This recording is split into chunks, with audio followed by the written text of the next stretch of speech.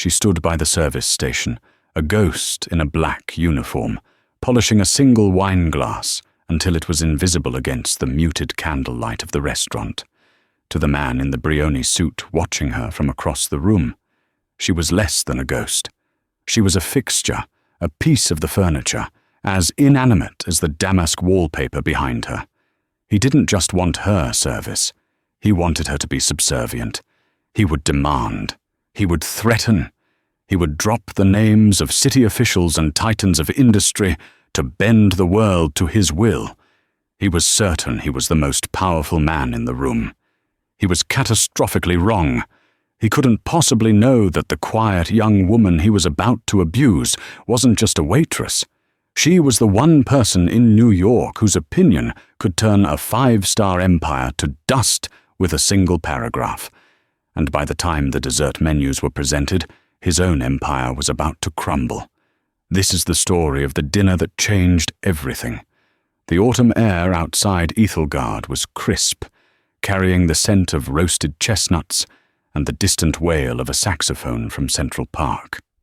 It was a perfect Wednesday evening in Manhattan, the kind that made tourists believe the city was a movie set and made New Yorkers remember why they paid the impossible rent. Inside the hallowed dining room, the atmosphere was even more perfect. It was a symphony of hushed conversations, the gentle clink of silver on porcelain, and the almost imperceptible scent of truffle oil and old money. Elara Vance moved through this symphony like a conductor's baton, silent but essential. At 22, she possessed a stillness that was unusual for her age, a product of a childhood spent in kitchens quieter and more disciplined than most military barracks. She wore the restaurant's simple black dress uniform, her dark hair pulled back in a severe, practical knot. A small silver pin in the shape of a single star, the restaurant's emblem, was her only adornment. To the casual observer, she was just another aspiring actress or student, working a grueling job to make ends meet in the most expensive city in the world. No one could guess that her grandfather, the legendary August Vance, had built this restaurant with his bare hands, or that the blood of culinary royalty flowed through her veins. And absolutely no one knew that for the past 2 years she had been the anonymous author of Veritas, the most feared and respected food blog in the country, a digital kingmaker whose reviews were read by every chef and investor, from Tribeca to Tokyo. Tonight, she wasn't Veritas. She wasn't the heiress to the Vance Hospitality Group. She was just Elara, a Kamiwa waiter, working her way up from the bottom as her grandfather had insisted. You cannot command a ship if you have never scrubbed the decks, he'd told her. So she scrubbed, she polished, she served, and most importantly, she watched. She was conducting a deep, undercover audit of her own family's flagship restaurant, looking for the cracks in the foundation before they became chasms. Reservation for Blackwood, party of 2. A voice boomed from the host stand, shattering the room's delicate harmony. Sterling Blackwood entered Ethelgard not like a guest, but like a conquering general. At 45, he was a monument to aggressive capitalism, a real estate developer famous for tearing down history to build glass towers that scraped the sky and blocked the sun. He was handsome in a way that suggested a personal trainer and a surgeon had worked very hard to achieve it. His suit was a midnight blue masterpiece. His watch was a Patek Philippe that cost more than Elara's college tuition, and his aura was one of pure, uncut entitlement. Trailing in his wake was Councilman Robert Miller. At 66, Miller was a relic of an older New York. A career politician from Queens, he had the weary eyes of a man who had seen it all and the slightly rumpled suit of a man who still took the subway. He was the crucial swing vote on the City Planning Commission, the one man standing between Blackwood and the approval for his most audacious project yet, the Blackwood Spire, a monstrous 80-story luxury condominium that would require demolishing the century-old Grand Regent Theatre. Miller was a known preservationist, and this dinner was Blackwood's final, high-stakes play to win him over. "Sterling, good to see you." The maitre d', a polished man named Julian, greeted him with a practiced smile. "Your table is ready." Julian led them toward table 12, a prime corner banquette with a view of the park. Blackwood stopped short. His eyes scanned the room, bypassing the elegant couples and quiet family celebrations, and landed on table 7. It was the best table in the house, a secluded alcove with a panoramic window. It was currently occupied by a single, elderly woman with elegant silver hair who was reading a book and slowly savoring a bowl of soup. "No," Blackwood said, his voice sharp. "We'll take that one." He pointed a manicured finger at table 7. Julian's smile tightened. "I'm very sorry, Mr. Blackwood, but table 7 is occupied. It was reserved by Mrs. Dubois weeks ago." "I don't care if it was reserved by the Pope," Blackwood snapped. "I am a black card member here. I spend a fortune in this establishment. That woman is alone, reading a book. She's nursing a bowl of soup. Move her. Give her a free dessert. I want her table." Councilman Miller shifted uncomfortably. "Sterling, this table is perfectly fine. Robert, the deal we are discussing tonight is about securing the best. It's about vision. It starts here." "With the best table," Blackwood said, his voice low and conspiratorial, as if he were letting Miller in on a secret of the universe. From her station, Ilara watched the exchange. She recognized Mrs. Dubois, a retired history professor who came in every Wednesday, sat at the same table, and ordered the same 7-course tasting menu. She was one of their most loyal, if quietest, customers. This was the first test of the night. Julian, to his credit, held firm. "Sir, our policy is clear. We cannot ask a seated guest to move. Table 12 is one of our finest." "Fine," Blackwood cut him off, his face a mask of contempt. "But I expect the service to be flawless to compensate for this inconvenience. Flawless, do you understand?" He slid into the banquette at table 12, snatching the menu from the table as if it had personally offended him. Julian exhaled slowly and caught Ilara's eye. He gestured for her to take the table. Her heart sank slightly. She knew this type. Every shift had one. The kind of diner who didn't come to enjoy a meal, but to assert dominance. The audit was about to get very real. She approached the table, a small notepad in her hand, and a pitcher of iced water that reflected the candlelight. "Good evening, gentlemen. My name is Ilara, and I will be your server tonight. May I start you with some water? We have still, sparkling, or our house filtered." "Whiskey," Blackwood interrupted, not looking at her. "Macallan 25.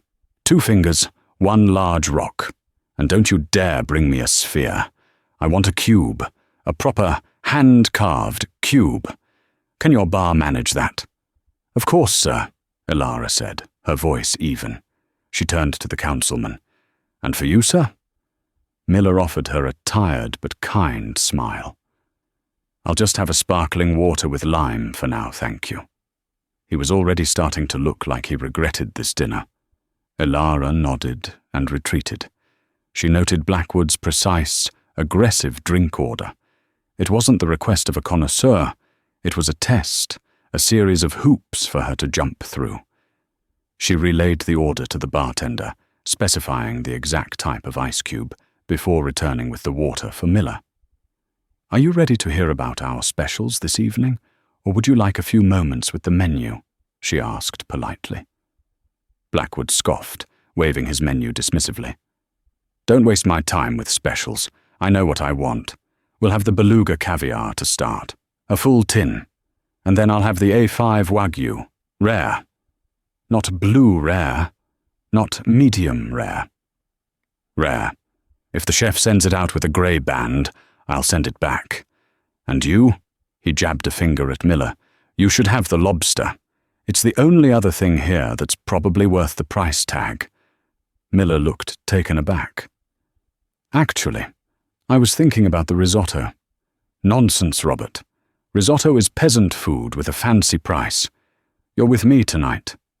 Get the lobster, Blackwood commanded.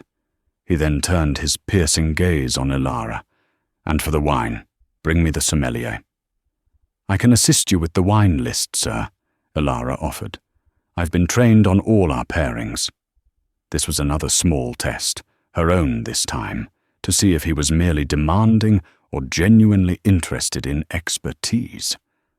Blackwood let out a short, cold laugh. Sweetheart, you're a waitress. You carry plates. You don't assist with a $10,000 wine list. Get me the person who actually knows what they're talking about. The insult was designed to sting, to put her in her place. But Ilara had been trained by a man who could identify a vineyard by smelling the dirt on a grape. She felt a flicker of anger, but she suppressed it. This was data for her audit. Item: guest shows blatant disrespect for front-of-house staff knowledge. Of course, sir. I will fetch our head sommelier for you immediately, she said, her voice a perfect mask of professional deference. She turned and walked away, her back straight, feeling the weight of Sterling Blackwood's glare like a physical pressure. The symphony of the dining room continued, but for table 12, a dissonant, ugly chord had just been struck. The sommelier, a Frenchman named Jean-Luc with a moustache that seemed to hold its own opinions, approached table 12 with the gravitas of a diplomat. He and Blackwood engaged in a brief, tense negotiation that ended with Blackwood ordering a 1990 Domaine de la Romanée Conti, a bottle so rare and expensive it was spoken of in hushed tones in the wine cellar. Jean-Luc retrieved it with the care of a museum curator handling a priceless artifact. The ritual of the wine presentation began. Jean-Luc presented the bottle. Blackwood grunted his approval. The cork was drawn with a soft sigh. A small amount was poured into a crystal glass for Blackwood to taste. Ilara stood a respectful distance away, observing. This was a critical moment of service. Blackwood swirled the wine, held it to the light, and sniffed it with an exaggerated air of expertise. He took a small sip, letting it roll around his mouth. He swallowed, and then his face soured, contorting into a mask of theatrical disgust. "It's corked," he declared, his voice loud enough for the neighboring tables to hear. Jean-Luc froze. "Monsieur, I assure you, this bottle has been perfectly cellared. I don't care if it was cellared in the Queen of England's basement. It's spoiled, tainted. It tastes like wet cardboard," Blackwood said, pushing the glass away. "Are you trying to pass off a bad bottle on me? Do you think I don't know the difference?" The accusation hung in the air, thick and poisonous.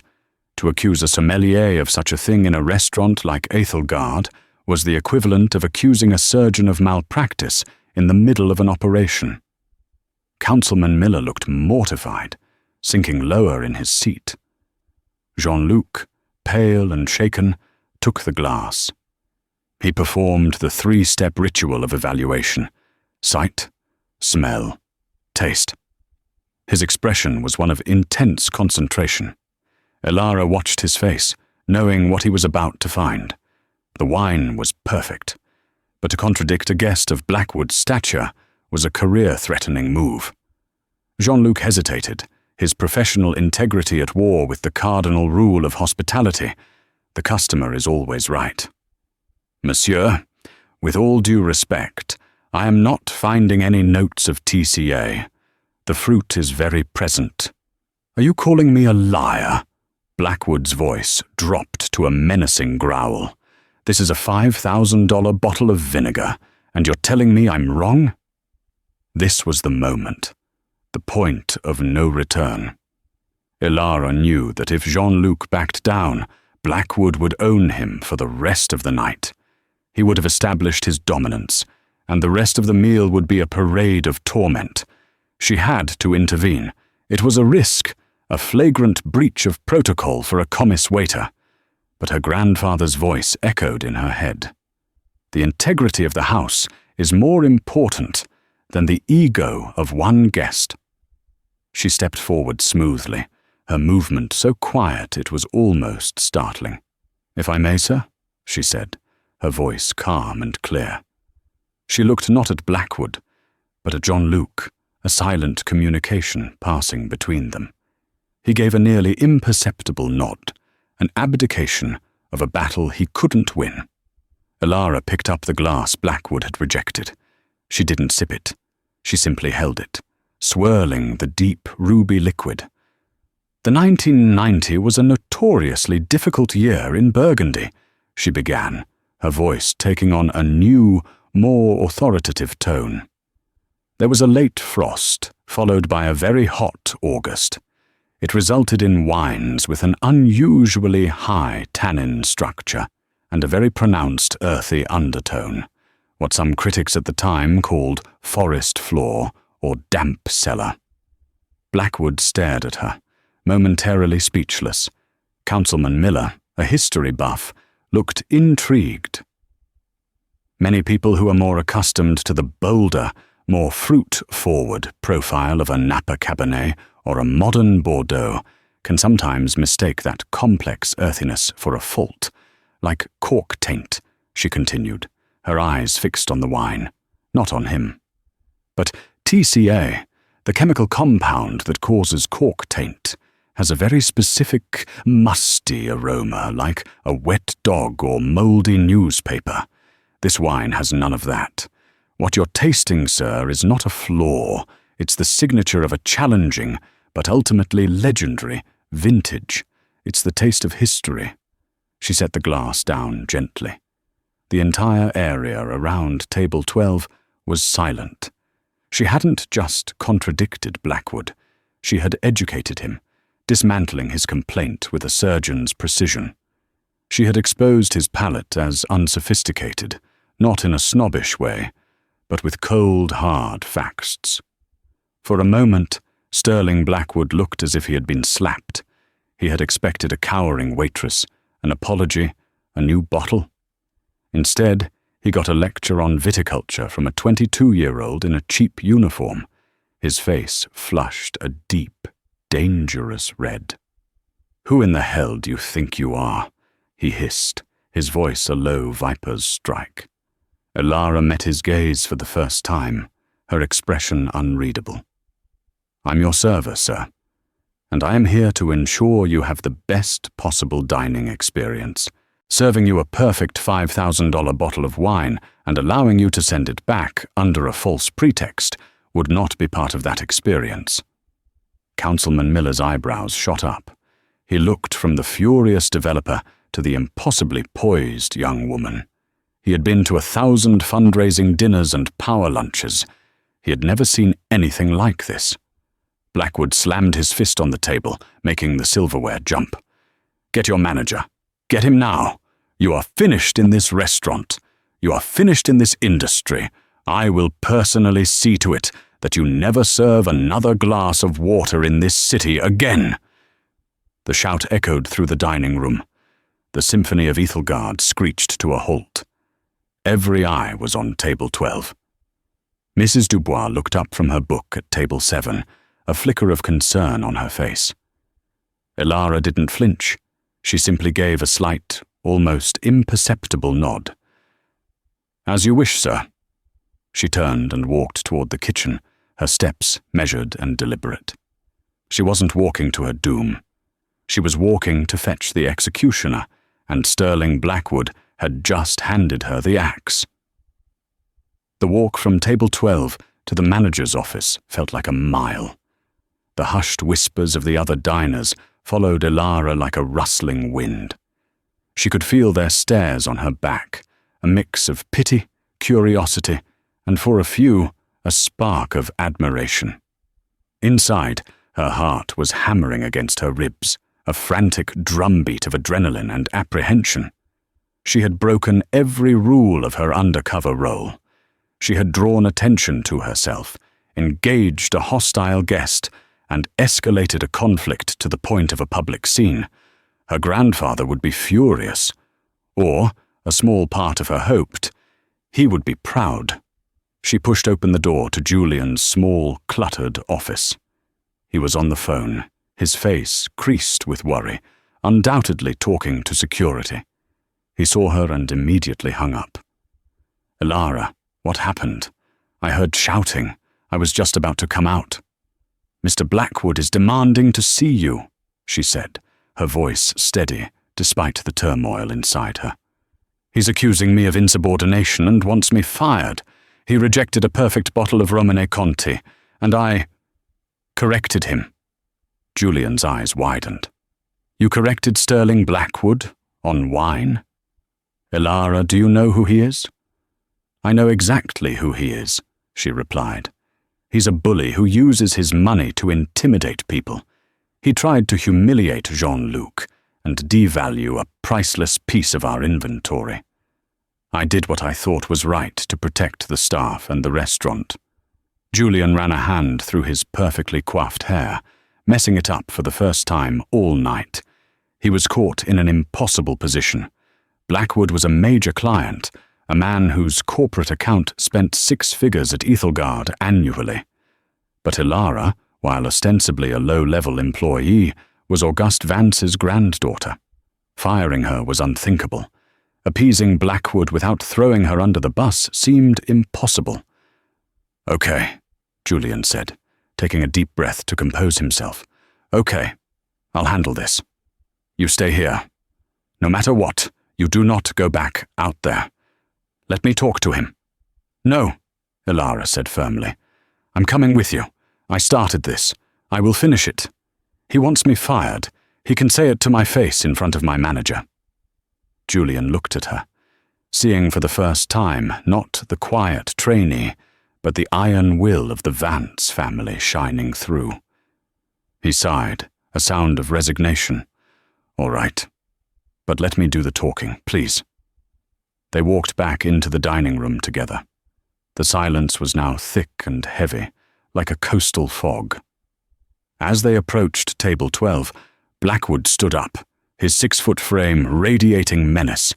Councilman Miller remained seated, his face a stony mask of disapproval, his glass of sparkling water untouched. "Julian! Finally!" Blackwood barked. "I want this insolent girl fired. Immediately. And I want her escorted from the premises. Her presence is ruining my appetite and, more importantly, my business meeting." Julian stepped forward, placing himself slightly in front of Elara, a protective gesture. "Mr. Blackwood, I understand you're upset. Perhaps we can—" "There is no we," Blackwood spat. "There is only you, doing what I say. She publicly contradicted me, insulted my intelligence, and has been disrespectful from the moment she arrived at this table. She goes, 'Or I take my business elsewhere.' And I'm not just talking about my personal account. I'm talking about the Apex Consolidated Group. That's $2 million a year in corporate events. Are you willing to lose that over one disposable minimum wage employee?"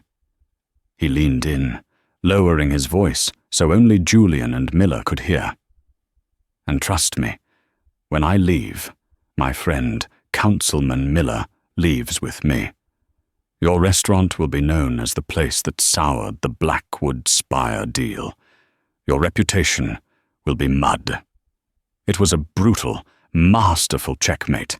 He had tied the restaurant's finances and its public reputation to Elara's termination. Julian paled. The threat of losing the Apex account was a cannonball to the ship's hull. Elara watched Julian's resolve begin to crumble.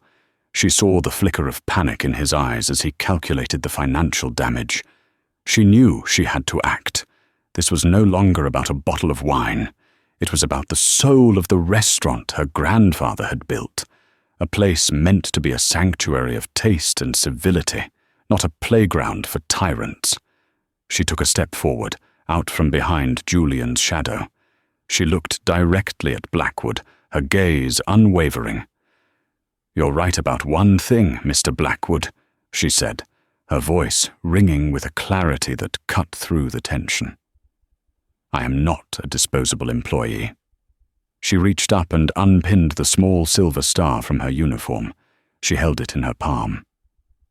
"This pin signifies that I am a member of the staff here," she said. "But my connection to this restaurant goes far deeper than that." She then turned her attention to Councilman Miller, who was watching the scene with the sharp, analytical gaze of a veteran politician sensing a seismic shift in power. "Councilman Miller," she said, her tone respectful but firm. "My name is Elara Vance. My grandfather is August Vance. He founded Ethelgard in 1968 on the principle that true luxury is not about price tags but about respect. Respect for the ingredients, respect for the craft, and respect for the guests. All of the guests." A stunned silence fell over the table. Miller's eyes widened in recognition. The name Vance was legendary in New York hospitality. Blackwood just looked confused, the name not registering in his world of concrete and steel. "So your granddaddy owns the joint?" Blackwood sneered, recovering his bravado. "That's rich, and he lets you work here as a common waitress? What a joke. It doesn't change a thing. I still want you fired." Elara ignored him, keeping her focus on the councilman. "Sir, Mr. Blackwood is trying to win your support for a project that would demolish the Grand Regent Theatre. My grandfather took me to my first opera there. It's a landmark, a piece of this city's soul. A man who shows this much contempt for a piece of living history, like a 50-year-old bottle of wine, and for the people who serve him, is not a man who can be trusted to respect the soul of our city." She had just connected the dots, the microaggression in the restaurant to the macroaggression against the city's heritage. It was a brilliant, devastating pivot. Miller's face, which had been unreadable, now hardened into a mask of cold fury. He looked at Blackwood as if seeing him for the first time. He saw the arrogance, the cruelty, the utter lack of respect for anything that couldn't be bought or bullied. "What is she talking about?" Blackwood demanded, turning on Elara. "You think you're so clever, don't you? Bringing up my business? You know nothing." "Oh, I think I know a great deal," Elara said, and now her voice had a chilling edge. "For the past 2 years, I have been writing anonymously under the name Veritas. I'm sure your PR team has heard of me. My review of your last project, Steakhouse, The Gilded Bull, noted its soulless decor and offensively overpriced menu, a perfect reflection of the building it occupies." The color drained from Sterling Blackwood's face. Veritas, the phantom critic, the one writer whose opinion could shift reservation patterns and stock prices. He had read that review. It had cost him millions in bad press. He was staring at his nemesis, and she was a 22-year-old waitress he had just tried to have fired over a glass of wine. The sheer, cosmic irony of it was so immense, it was suffocating. He opened his mouth, but no sound came out. He looked from Elara to Julian, who now looked at him with undisguised contempt, and finally to Councilman Miller. Miller slowly, deliberately, folded his napkin and placed it on the table. He stood up, his full height seeming to fill the space. He was no longer a weary politician. He was an elder statesman, a guardian of the city. He looked down at Sterling Blackwood, his voice low and rumbling with a lifetime of authority. "Mr. Blackwood, this dinner is over. My vote on the Planning Commission is no longer undecided. I will not stand by and watch a man like you tear down a landmark like the Grand Regent. A man's character is revealed not in how he treats his equals, but his supposed inferiors. You have shown me your character tonight, and frankly it's rotten to the core." He then turned to Elara and extended his hand. "Miss Vance," he said, his voice now warm with respect. "It is an honor. Your grandfather is a great man. It's clear his legacy is in very capable hands.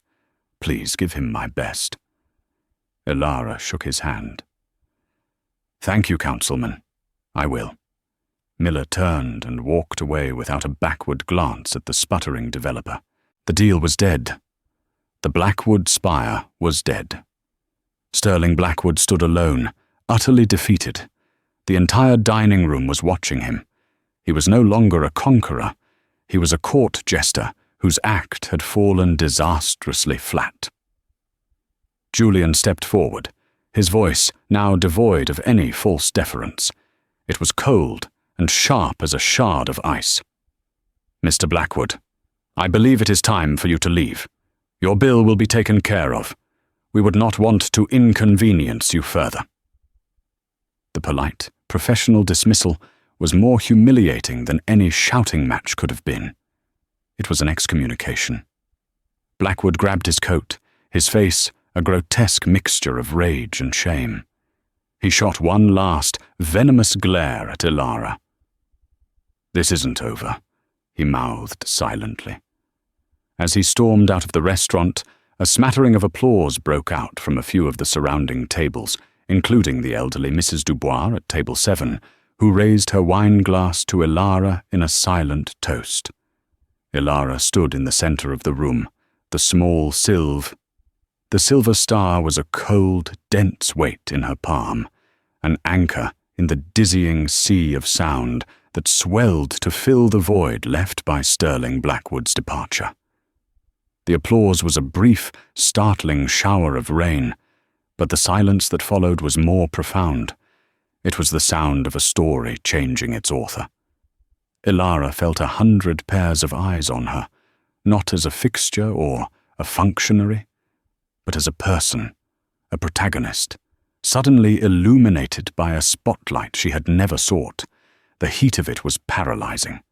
Her heart, which had been a war drum during the confrontation, now beat with a slow, heavy, painful thud, each contraction an aftershock.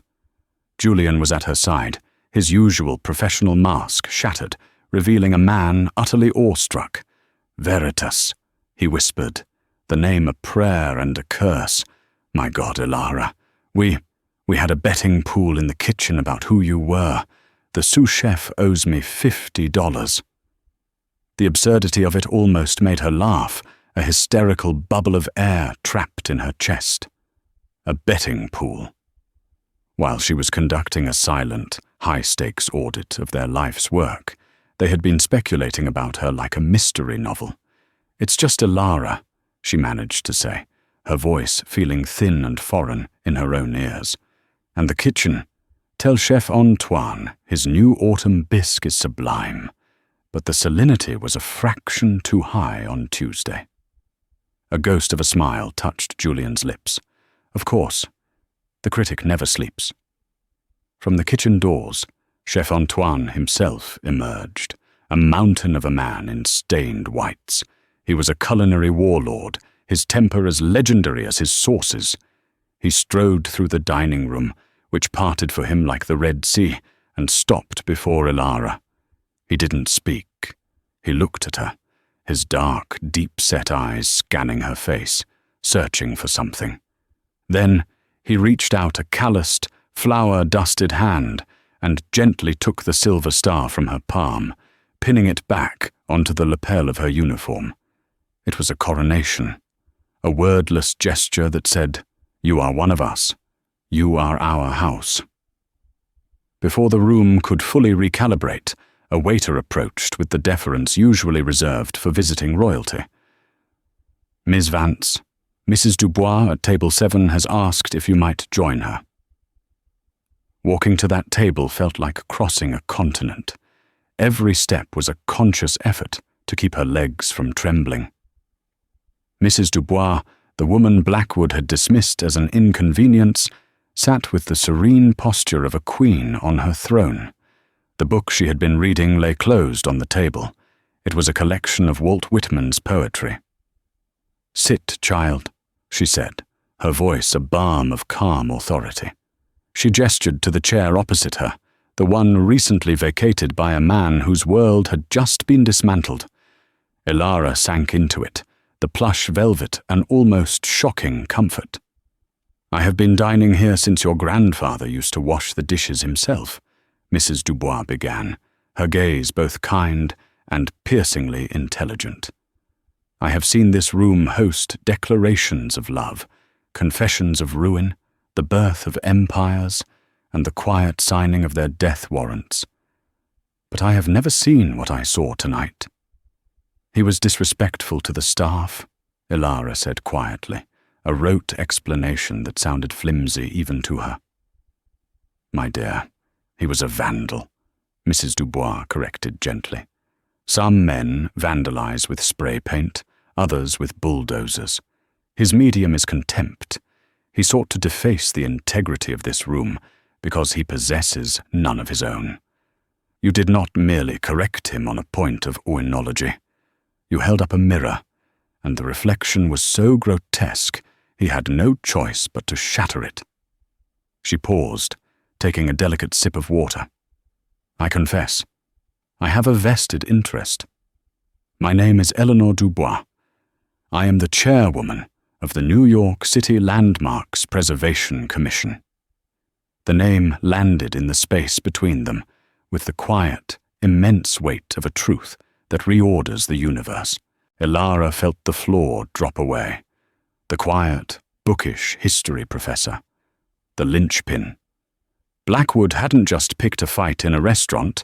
He had, with catastrophic ignorance, chosen to perform his cruelty in front of the two people on Earth with the most direct power to annihilate his ambitions.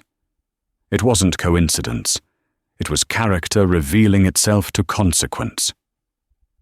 "Councilman Miller and I have been fighting that glass monstrosity for a year," Mrs. Dubois continued, her voice hardening slightly. "We had the history, the architecture, the public sentiment.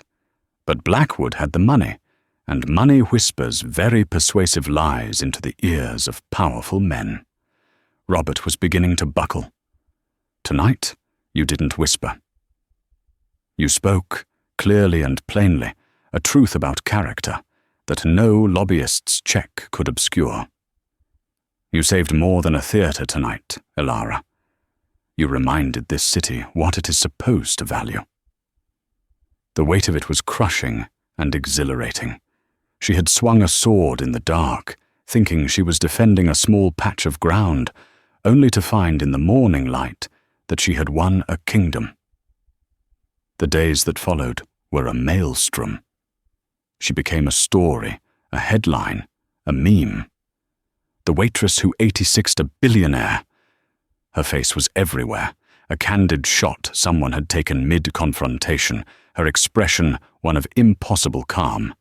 Her blog, Veritas, became the most read site on the internet, its servers buckling under the strain. She was offered book deals, television shows, a deluge of opportunities that felt alien and unearned. The fame was a cage, its bars gilded with public adoration. Her greatest strength, her anonymity, her ability to be a ghost in the machine, to observe without being observed, was gone forever. She felt a profound sense of loss for the quiet girl who could simply watch. Her grandfather summoned her not to the restaurant, but to his study in the family's old brownstone on the Upper East Side, a room that smelled of leather, old paper, and cigar smoke. Auguste Vance was 86, his body frail, but his eyes still possessing the fierce, analytical clarity of a hawk. He did not embrace her. He gestured for her to sit in the worn leather armchair opposite his desk. The morning papers, with her face on the cover, lay between them. "You were reckless," he said, his voice a gravelly rumble. It was not the opening she had expected. I protected our staff. I protected our name, she countered, her own voice stronger than she felt. You exposed a queen on the battlefield before the end game, he retorted. For 2 years, Veritas was my most powerful weapon. A phantom. An incorruptible judge that could pressure our competitors and police our own standards from the shadows. You have traded an invisible, strategic asset for a single public victory. It was a beautiful, stunningly effective, and breathtakingly foolish move. He let the words hang in the air, a cold appraisal that stripped all the romance from her actions. She felt a flush of anger, of indignation. He was going to destroy everything you built this place to be. And what do you think I have been doing for 60 years? Augusta leaned forward, his eyes blazing. Every day is a battle against the sterling Blackwoods of the world. They come with their new money and their brutish appetites, and they try to turn temples of culture into feeding troughs. I did not fight them by shouting in the dining room. I fought them in boardrooms, in zoning meetings, in the silent, ruthless calculus of the balance sheet. I built an empire so strong it could afford to have a soul. He sighed, the anger receding from his eyes, replaced by something deeper, more complex. But you have the fire. My fire. I sent you to scrub the decks, and you ended up repelling a pirate raid. I cannot fault the outcome. He reached across the desk, and his hand, thin and papery, covered hers. Your training is over, Ilara. The audit is complete. Now, your real education begins. I am going to teach you how to build. The critic knows the price of everything and the value of nothing. The builder must understand both. You have a voice that people will now listen to. The question is, what will you say? Sterling Blackwood didn't watch the news. He did not read the papers. He sealed himself in his penthouse, a glass box overlooking the park, and tried to command a world that no longer listened. His first calls were to his allies in the city council. Voices that had once been sycophantic were now brisk, distant, unavailable. He called his bankers to discuss financing and was met with polite evasions about re-evaluating market exposure. The fear he had cultivated for decades, his primary currency, had been declared worthless. The true death blow came not from the city, but from within his own company. He called an emergency board meeting, intending to rage, to threaten, to reassert his dominance. He walked into the boardroom on the 70th floor of his flagship tower, and found the 7 other members sitting in silence, their faces grim. They didn't allow him to speak. Their lead director, a man Blackwood had personally elevated, slid a single piece of paper across the vast mahogany table. A severance agreement. Sterling, the man said, his voice devoid of emotion. The brand is built on an image of invincible success. Your public altercation has compromised that image. Our stock is down 7%. The Spire project is dead. You have become a narrative of failure, a liability. Blackwood stared at him. I built this company. I built you. And now the company is moving on, the director said calmly. Sign the papers, Sterling. Take the money and disappear gracefully.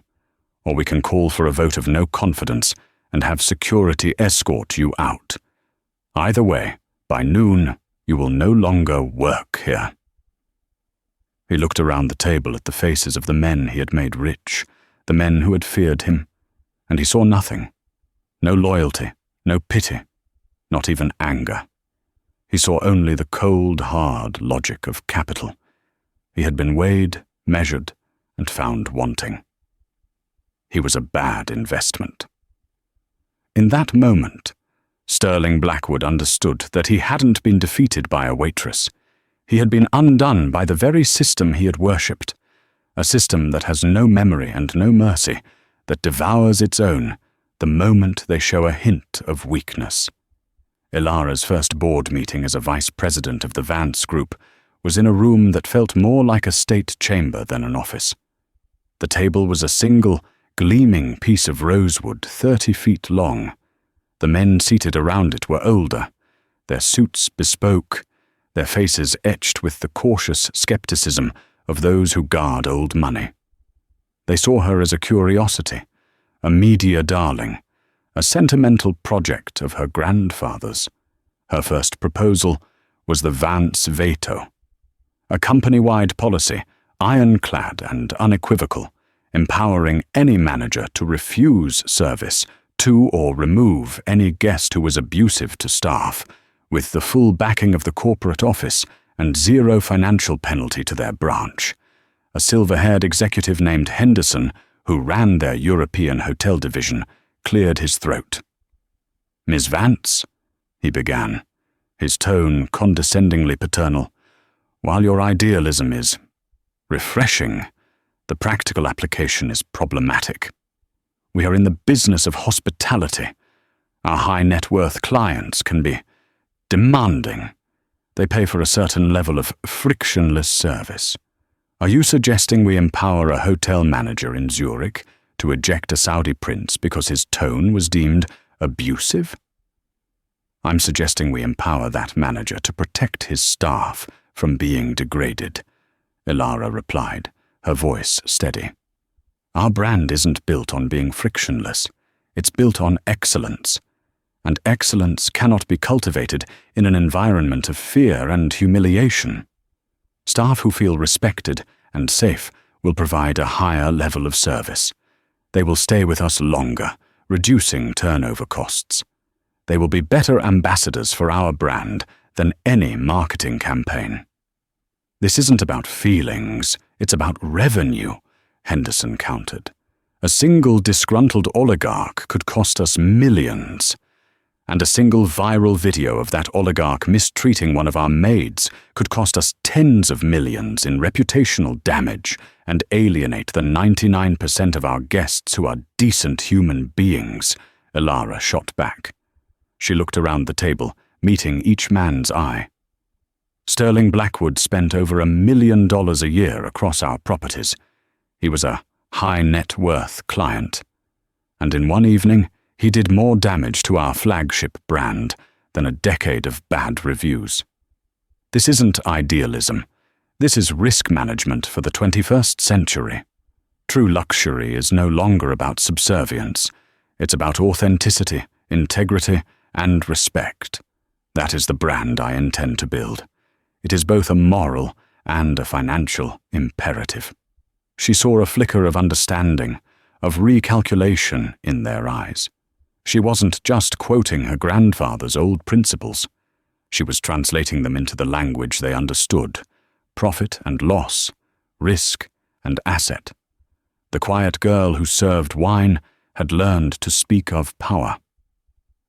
6 months later, Ilara stood alone in the center of the Grand Regent Theatre. The Vance Foundation, in partnership with Mrs. Dubois' commission, had secured the building. It was a cavernous, dusty cathedral of faded velvet and gilded plaster. Shafts of afternoon light cut through the grime on the arched windows, illuminating dancing motes of dust. It was silent, save for the hum of the city outside and the echo of her own footsteps on the vast, empty stage. She ran a hand along the worn orchestra railing. This was the result. The tangible thing.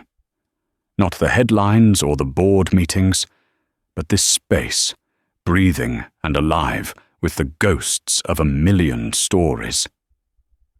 She thought of Blackwood, not with triumph, but with a strange, hollow pity. He had looked at this place and seen only square footage, a tear-down. He had failed to see the history, the art, the collective memory held within its walls. He was blind to value. That was his true poverty. Her grandfather was right. It was easy to be a critic, to stand outside and point out the flaws.